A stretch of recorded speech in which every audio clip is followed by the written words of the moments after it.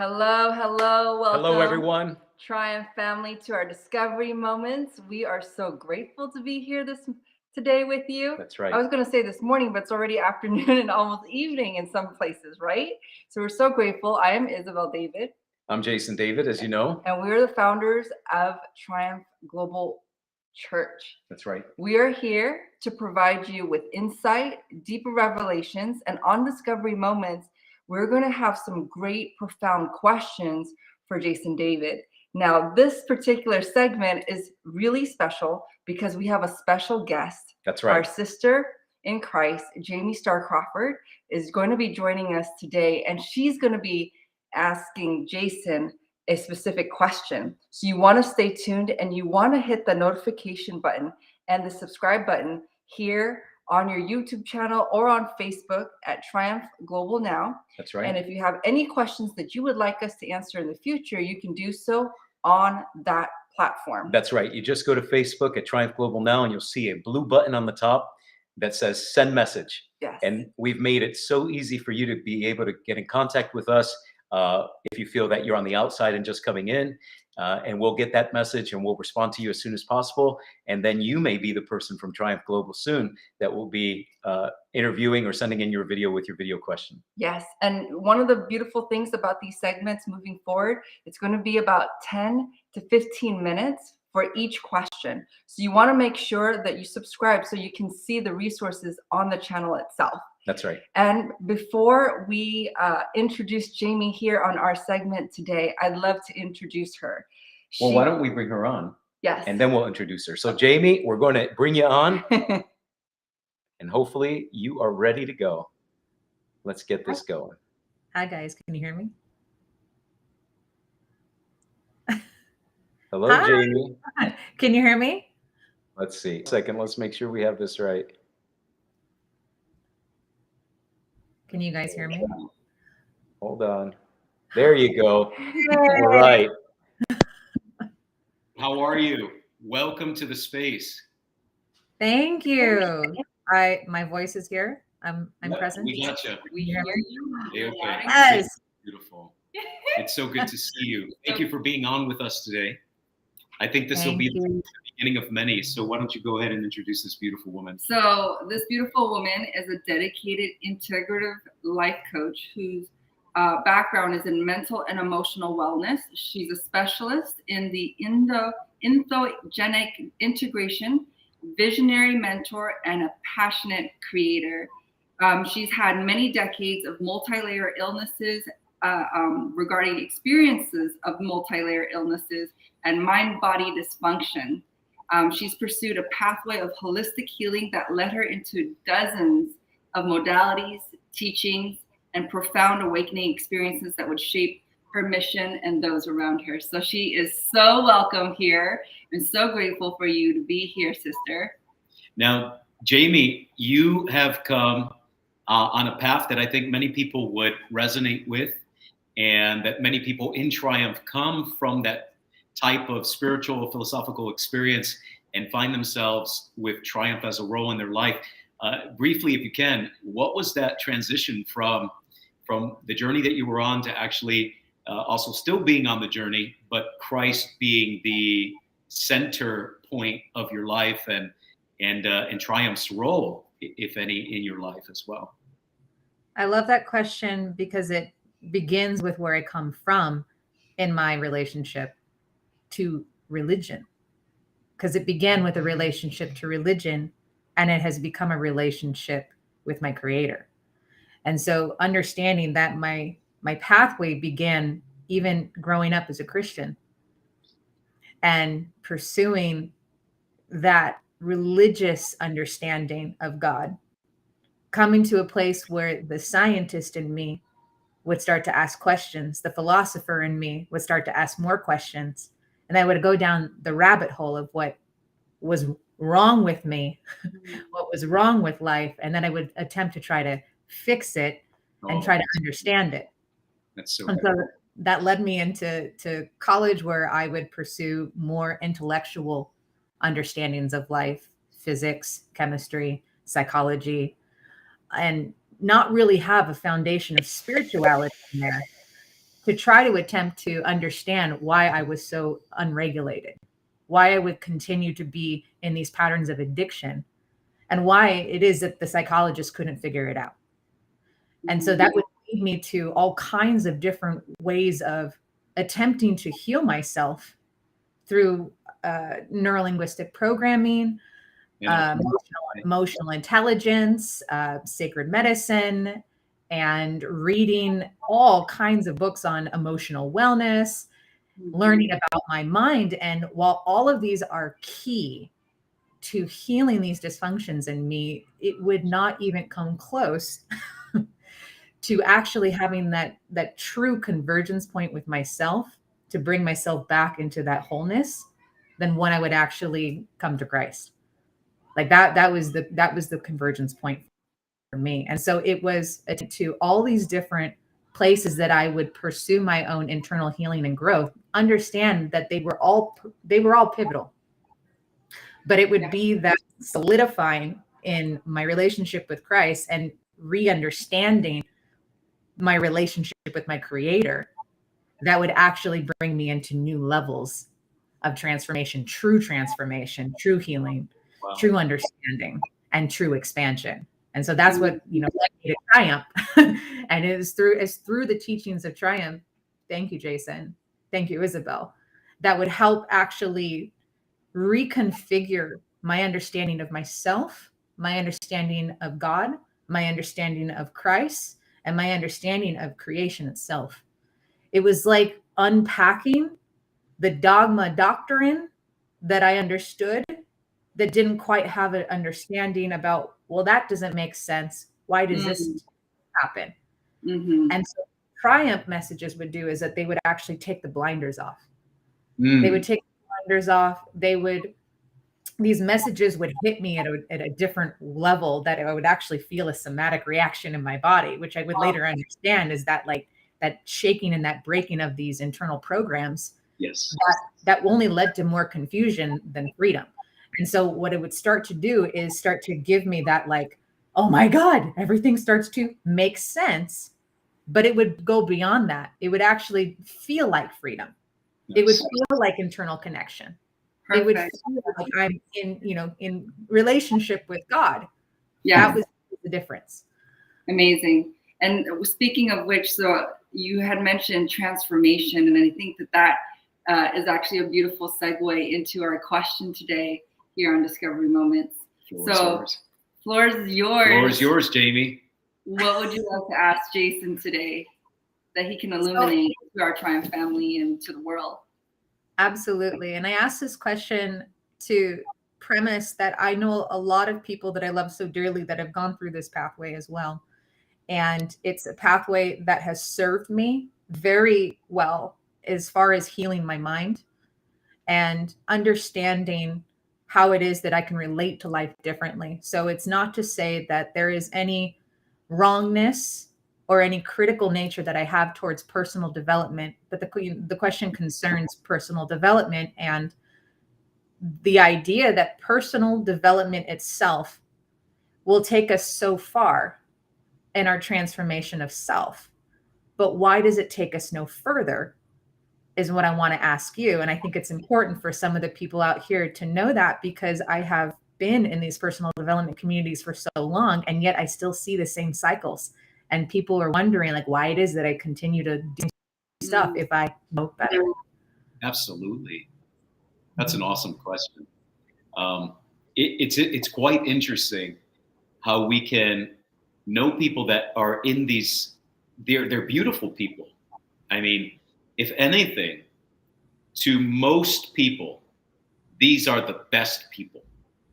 To most people and to most culture and to most society, these are the best people. These are the people that when a spiritual teacher or a preacher or a personal development person is teaching the principle that, listen, your inner circle has to be protected. Hey, you got to be with your network, equals your net worth. Hey, you got to be with the high vibing people or people of high energy vibration, right? Depending on the school of personal development they're in, hey, you got to be with the people that have they're more clear energetically than others, or the ones that have the boundaries and the personal development to know the purpose and the plan of where they're going that matches where you're going.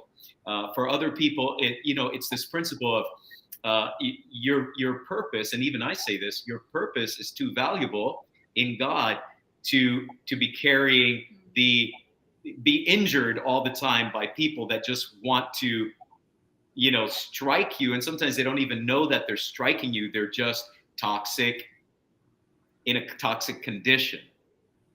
And so we tend to think of these people in personal development, especially such as yourself, that have been in it for years and years and years. They've got the lingo. They have the bright eyes. They have the bright face.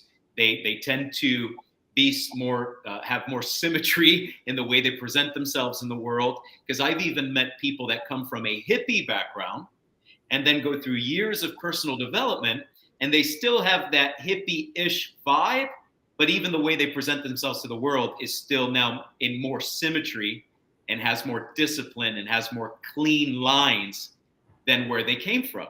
But yet they still associate with that world. They still know that, I'm a hippie. In my heart, I'm a hippie. And so I think it's important to define that, because I'm also a coach. I mentor, I coach. So why is it, I'm going to ask you a question. Your question is, why is it that it can only take us so far?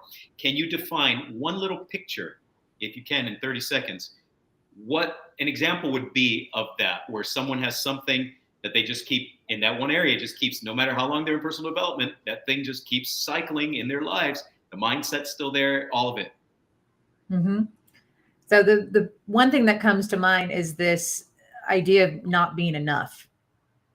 So the idea of not being enough for something, not being enough for the project that I want to pursue, or not being enough for the relationship I want. And no matter how confident I can become, no matter how much I could become aware of the voices in my head, I still buy into them. I still don't see another way out. I still think, well, if I could just keep walking this direction, one day it's going to feel like enough. That's powerful. Okay. So let's address it immediately. Let's hit the first question immediately, and then we'll go into the nuance of your example.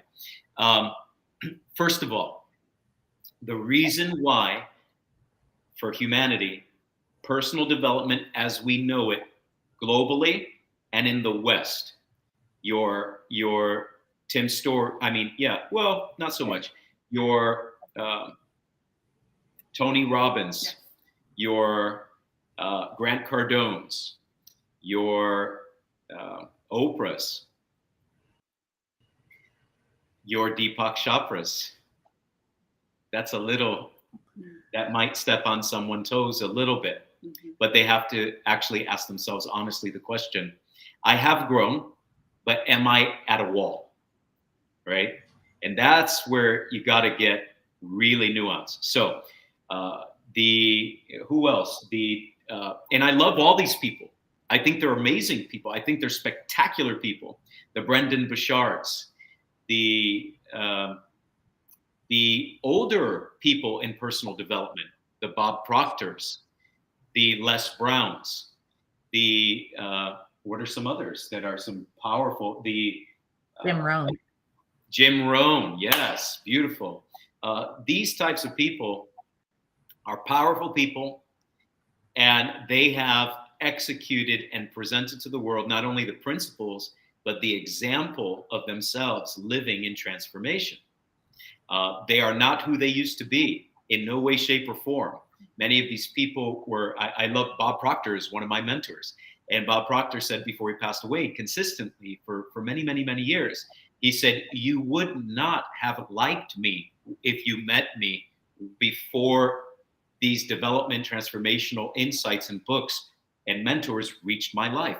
It's something for someone to say, you would not have liked me, / I was not a nice person, / me today would not choose me at that time to be a friend. But he says, but thank God someone did. So now I get to be that for others, because other people said, he said it very clearly in an inner circle mentorship once. He said, I was my mentor told him, you're really messed up. You're always sick. You always have a problem. You have no money. Your relationships are collapsing. XYZ, XYZ. And he just went down the line with them. And he said, do you ever see me sick consistently? Do you ever see me depressed or sad consistently? Do you see me up and down? Do you see me in these? And he said, no, I don't. And he said, okay, read this book and read it again and read it again and read it again. All right. Here's why it'll only take you so far. Because personal development as it is in the West today does not address your original identity and does not address the syntax, context, and framework eternally, before time and after time, who you are and why. So because I've been in this field, both preaching, teaching, ministering from the spiritual side of Christianity, so-called, what I now call a little bit different. I was split. In my heart, I was in Christianity. In my heart, I was following Christ. But in my world, I was in churchian. I was in churchianity. And so I had to also get detoxed from that, because even that doesn't get you into complete transformation. You reach walls, and then you find yourself looking for another church, then looking for another church, then looking for another church. And I didn't have much of that because I was directly relating in Christ to Christ, and I was directly relating to God intimately, directly. So I say that to say that is why it has walls, and the personal development programs that you'll find are the most effective to give a semblance, it's like you're right there, of true transformation, is the people that address God as spirit. They're the people that will say, you come from God. You're designed by God. God is unlimited. Bob Proctor. God is unlimited. God is eternal. He is the source. And I believe you come from that source. He would say, you are a unique design of God.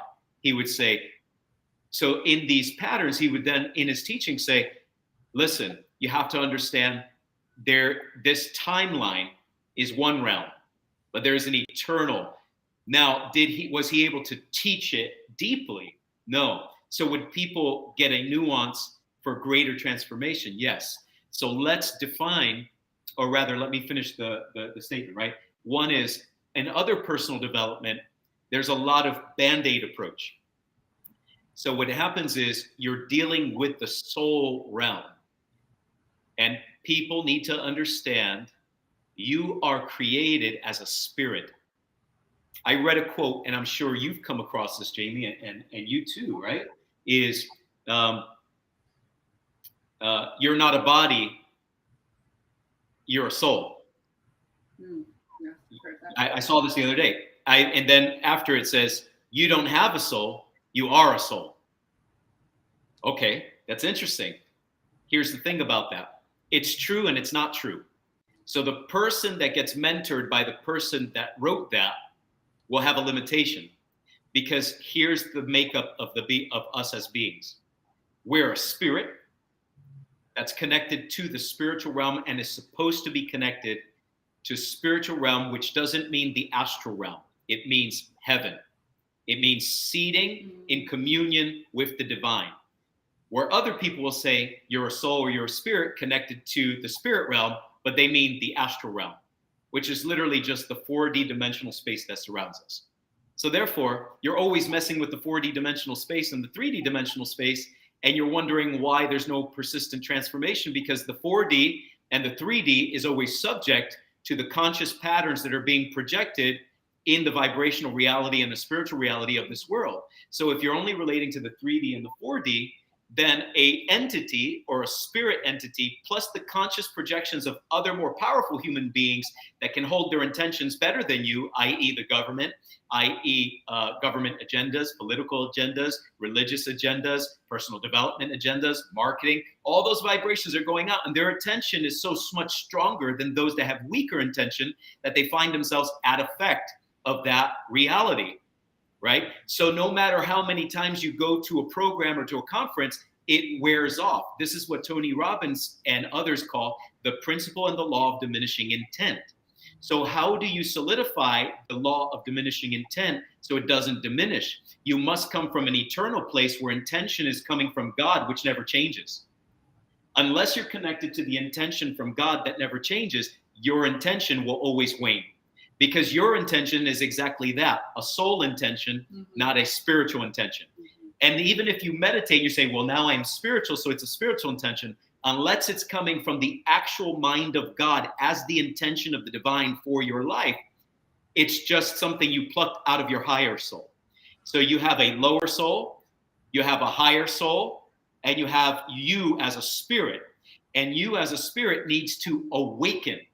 And this is where you said about consciousness. I become conscious of a pattern.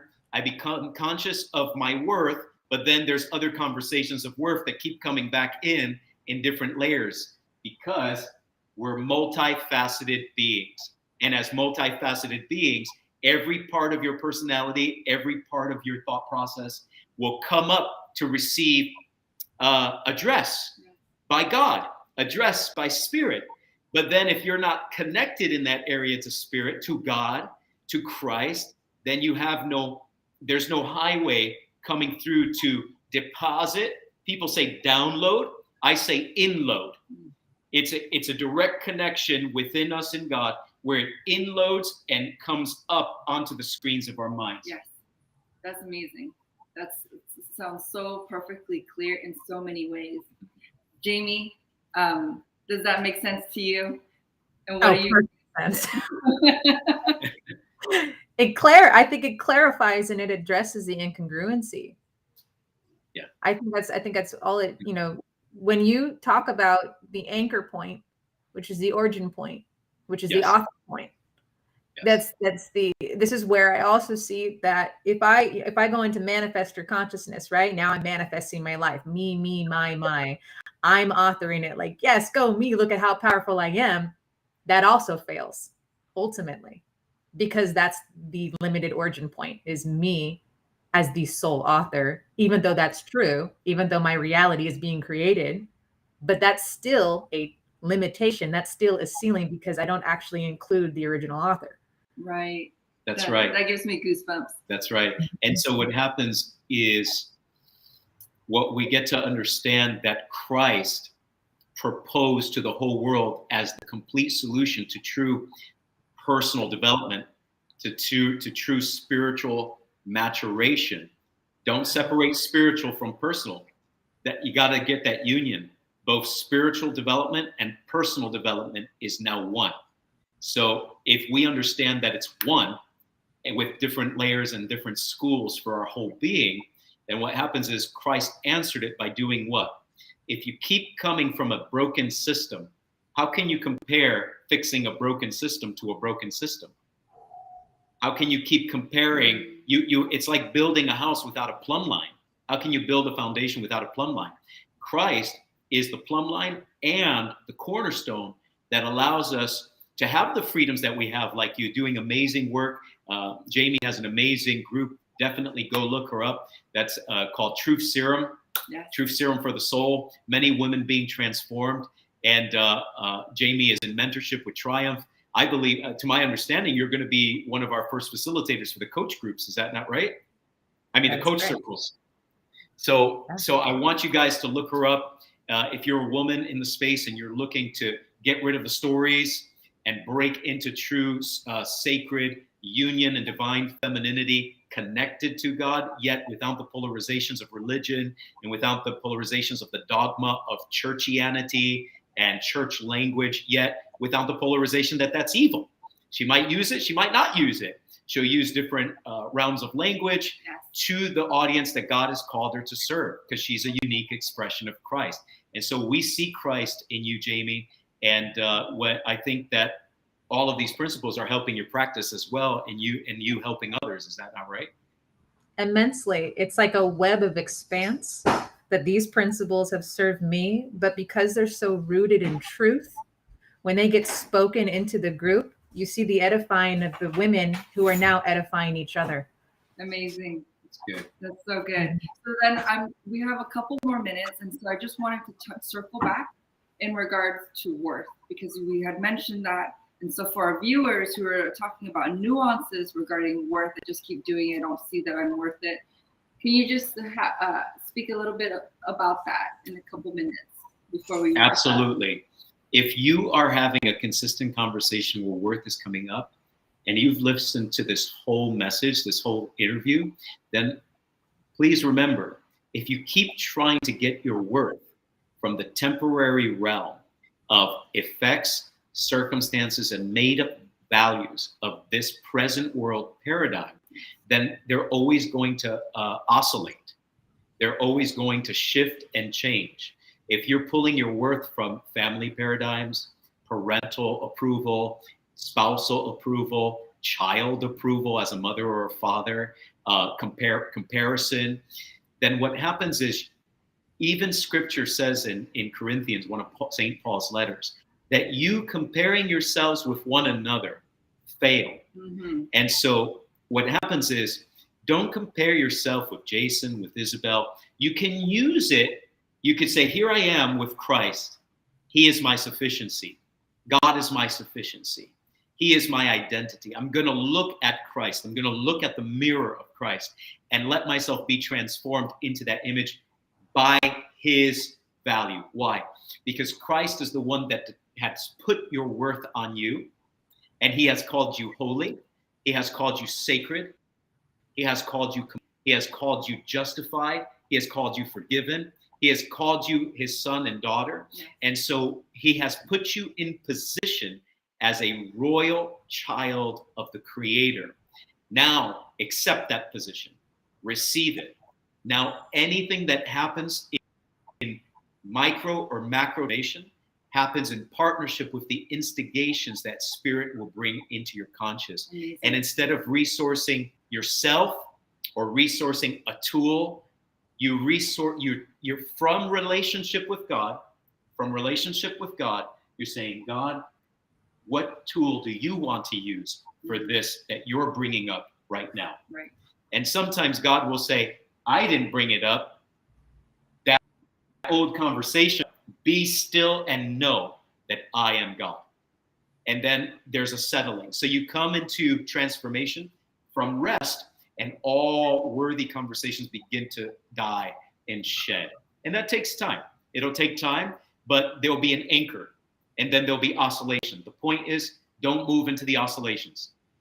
Don't move into the ambiguities. Don't go down the rabbit trail. Stay in the center. Amazing. Thank you so much. I think that was so wonderful for both of you to provide some of the insight, both in convergence of who you are with Christ. And for our viewers here, I want to say thank you for those who have joined us. We're so grateful for Jamie here joining us today in regards to this beautiful discovery moment. If you are new to Triumph, you can catch us on Sundays at 10 a.m. Eastern Standard Time. And Discovery Moments moving forward is going to be ad hoc, so you'll be able to join us. Go ahead and hit the subscribe button and the notification bell so that you are informed and you can get the answers that you want in life as well. And we thank you so much. And thank you so much, Jamie, for joining us today. God bless. Thank you both so much. It's so appreciated. Take care. We'll see you soon. Thank you.